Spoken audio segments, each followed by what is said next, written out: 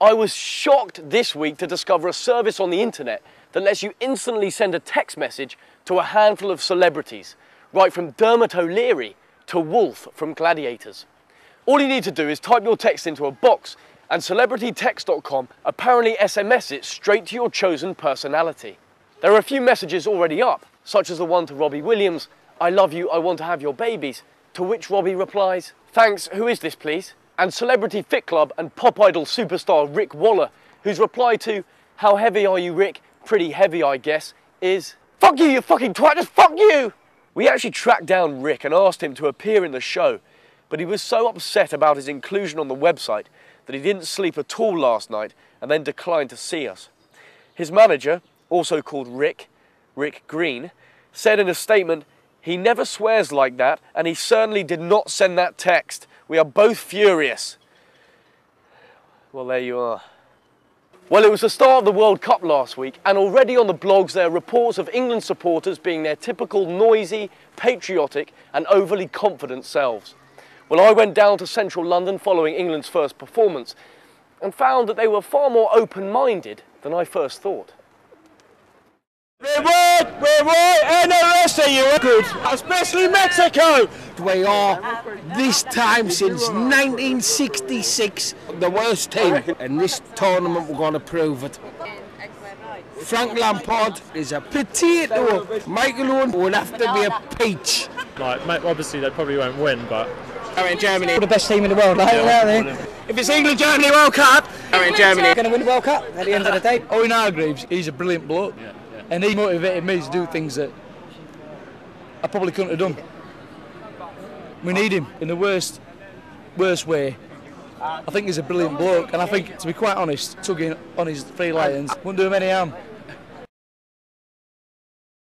There was once a time when famous people could do absolutely anything and no one would bat an eyelid.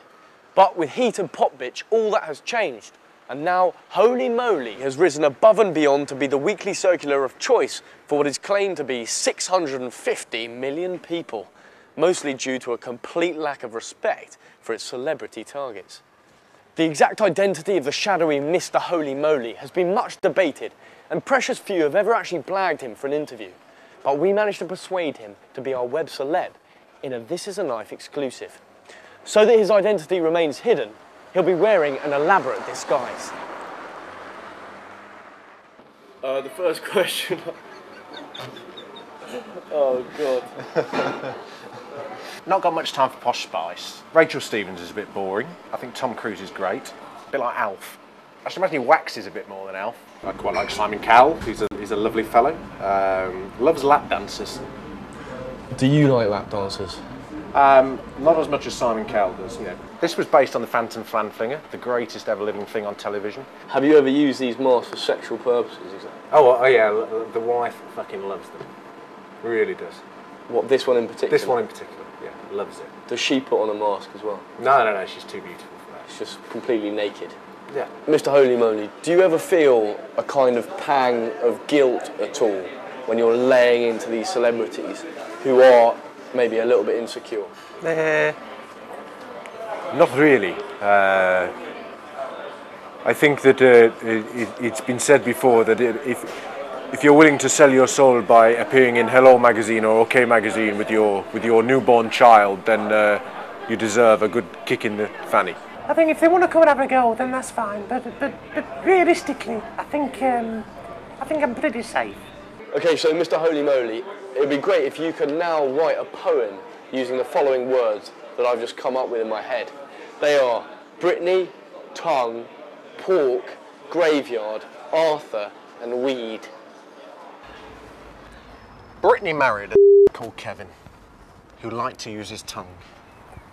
But his greasy porked her so she could give birth to it. She's now in a celebrity graveyard.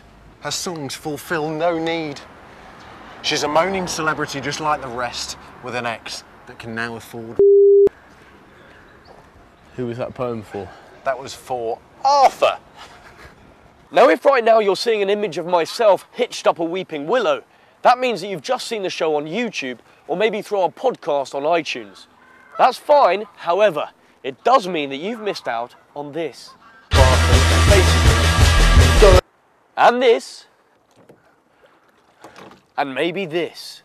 Brutus, a mean bull, broke through the heavy fence and gored Starlight, who was about to have a colt. Because the full version is only available at channel4.com/knife. Why not go there now?